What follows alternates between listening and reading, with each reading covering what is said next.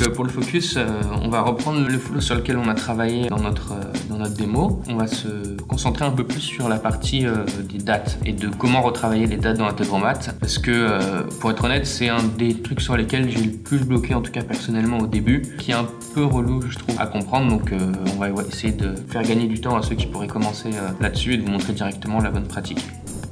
Donc Integromat, ils ont deux formules principales pour travailler les dates, une qui s'appelle parseDate et une qui s'appelle formatDate. Et en fait, les utilisations sont pas du tout les mêmes.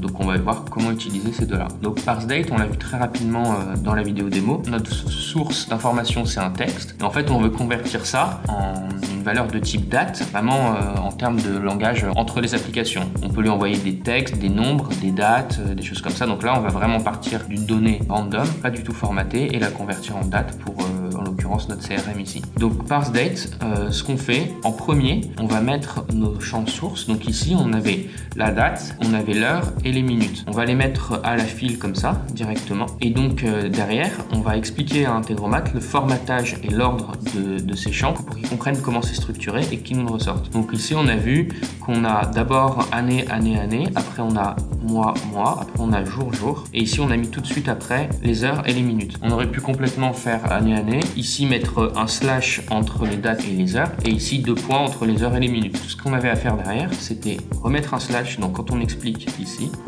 et après on pouvait remettre 2 points ici. Et en fait ça fonctionne toujours parce qu'il comprend exactement où sont les informations. Donc on peut refaire l'exemple ici sans problème. Si on relance le formulaire, on va voir qu'il va comprendre également le type de date. Voilà, donc on voit, même si on a changé le format de notre date d'entrée, il a bien reconnu que c'était toujours le 12 janvier 2021 à 11h15. Et quand on survole, on voit comment est interprétée véritablement l'information par Integromat. Donc maintenant on a compris comment partir d'un format quelconque en termes de date et tout, et le convertir en quelque chose de compréhensible pour les machines en lui disant que ça c'est un truc de type date. Maintenant ce qu'on va faire c'est l'inverse. Donc on va enlever ces petits modules pour l'objet de la démo. On va uniquement se retrouver dans la partie Google Sheet.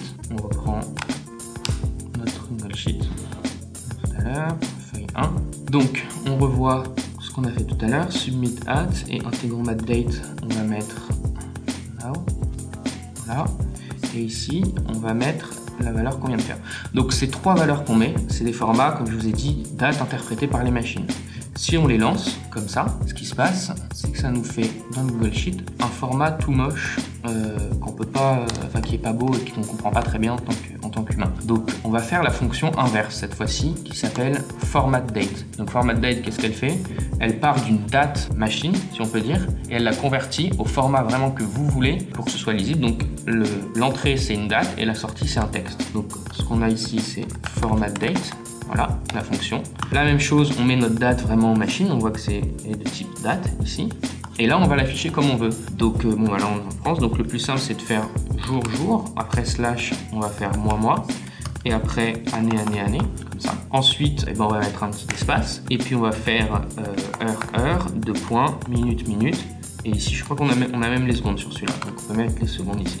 Voilà. On va le faire que pour celui-là pour voir la différence. On sauvegarde, on relance. On va voir la différence dans le Google Sheet. Donc on voit qu'on a ici le 17/12/2020 à 10h36, etc. Donc c'est beaucoup plus, c'est bien la date d'aujourd'hui, c'est beaucoup plus lisible quand on veut essayer de comprendre ce qui s'est passé. Donc voilà pour la partie formatDate, donc bien comprendre. parseDate, on part d'une valeur texte qu'on convertit en date compréhensible pour les machines, et formatDate, on part d'une date machine qu'on convertit plutôt en texte pour que ce soit plus lisible et plus facile pour nous après de comprendre la donnée. Maintenant ce qu'on va faire, une dernière fois, on va reprendre notre module Google Calendar tout à l'heure, où on crée un événement. Calendar ID, on reprend ça, event name on s'en fout, on va juste mettre démo. Et donc là, start date, ici ce qu'il attend toujours, on a dit tout à l'heure, c'est une vraie date. Donc c'est celle qu'on a convertie ici, donc c'est notre date de début. On va juste voir une micro-fonction qui nous permet de jongler aussi avec les dates, ce qui s'appelle ici add minutes. Donc on a pareil, add hour, add second, on a aussi ajouté des jours, etc. Et donc en fait, on reprend notre date, il faut que ce soit vraiment une date interprétable par la machine,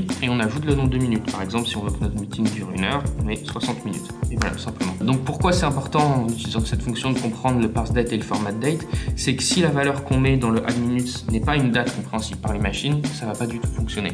Donc dès qu'on essaye de parler aux machines, il faut que notre sortie soit en format date, et dès qu'on veut afficher la donnée pour nous, il faut que ce soit un format plutôt texte et sympa.